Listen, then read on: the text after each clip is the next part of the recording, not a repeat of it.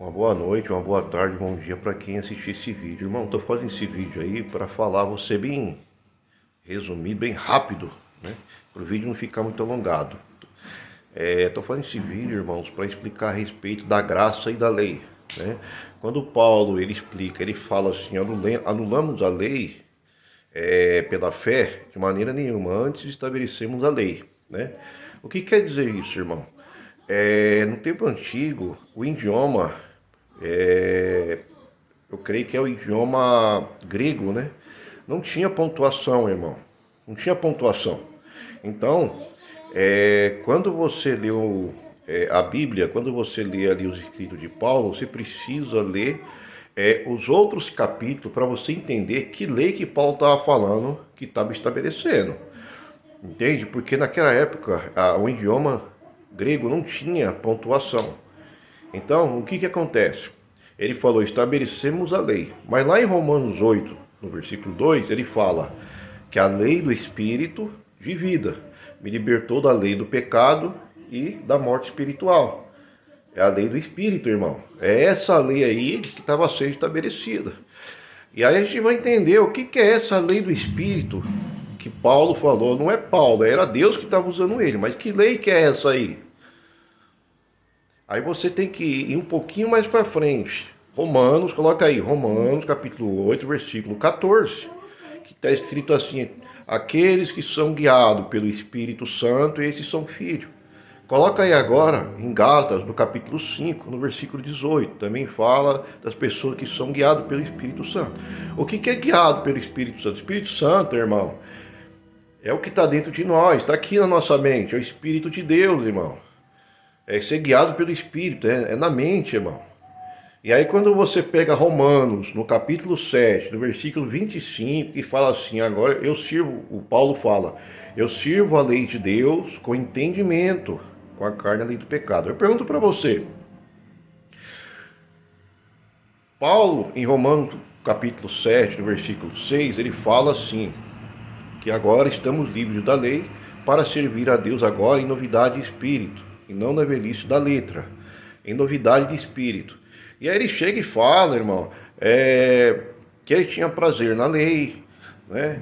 Mas ele fala que espiritualmente ele morreu espiritualmente, lá em Romanos 7, 9. Ele fala que tinha prazer, ele fala que a lei é boa, mas o que ele não queria fazer, ele acabava fazendo, mas é o pecado que habitava nele.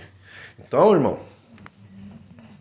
você começa a entender que a lei ela é boa, mas ao mesmo tempo que ela é boa, ninguém conseguiu cumprir ela toda pela letra. Por isso que fala, velhice da letra. Pontualmente ninguém consegue. Às vezes você fala, a pessoa olha lá, mas é 10 mandamentos. Mas não tem só 10 mandamentos, tem outros estatutos também, que faz parte da lei de Deus, e foi Deus que mandou Moisés escrever. Foi o próprio Deus. Deus escreveu com o dedo, irmão, por quê? Porque era apenas princípio. Não é que os outros mandamentos é inferior, é de Deus também. E era para Israel, né? Aquelas leis, irmão, que Deus ele fez ali, escreveu e deu para aquele povo, ali era um conceito, irmão. Era um conceito que deu para o povo de Israel.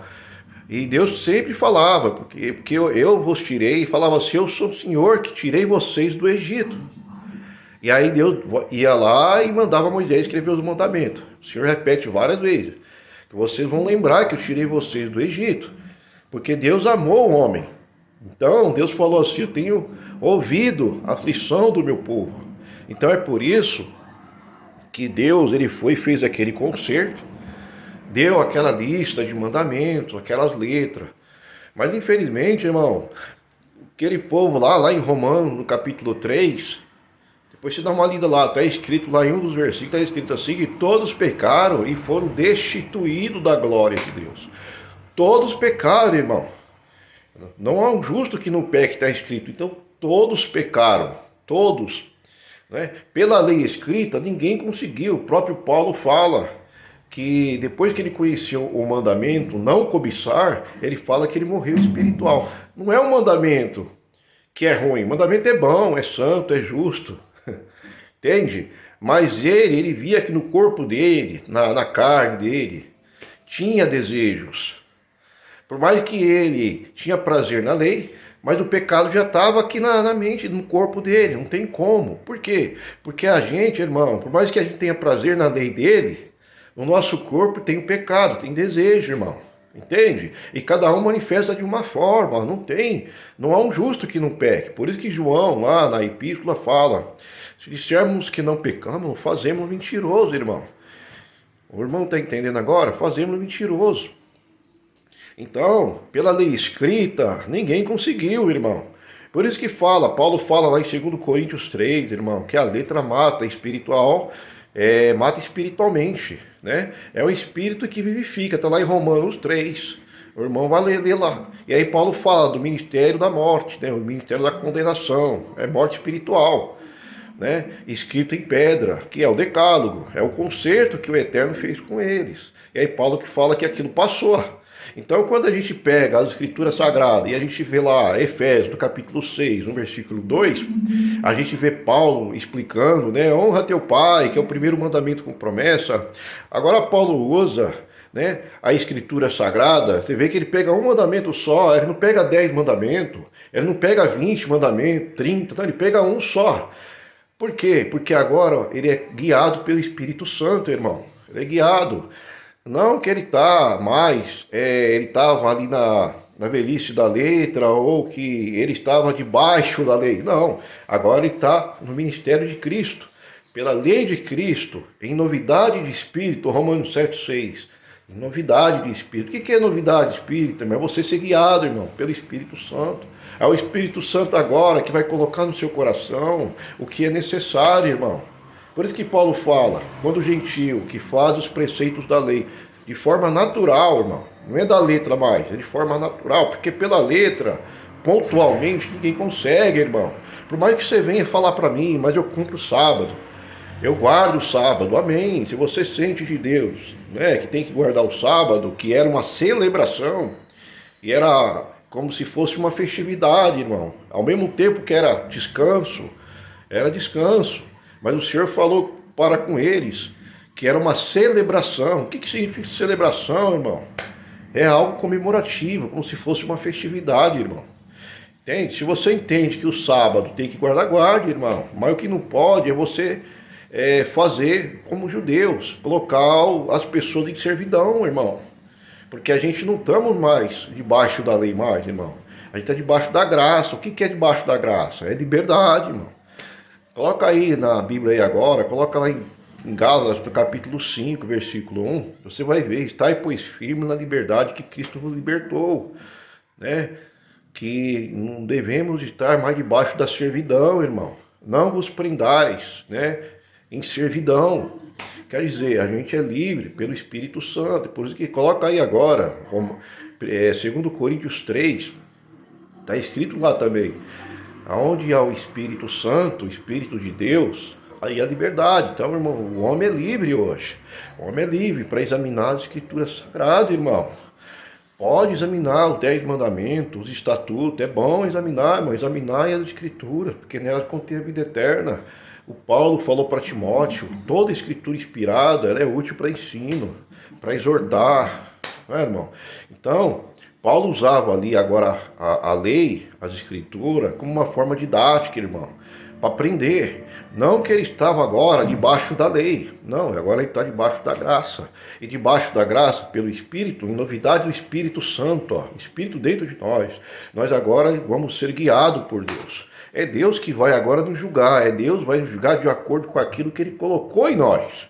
Agora, se você for para a lei, pontualmente, irmão, a Bíblia fala que todos que são das obras da lei estão debaixo de maldição. Mas por que debaixo de maldição? Porque ninguém consegue cumprir aquilo, irmão. Ninguém consegue, irmão, cumprir na velhice da lei, na risca da letra. Não tem como cumprir tudo aquilo. Então, não que você é livre, irmão, para pecar, porque Paulo ensina que a gente agora vai viver pelo Espírito, vai procurar fazer a vontade de Deus no Espírito, não fazer a vontade da carne, não é, irmão?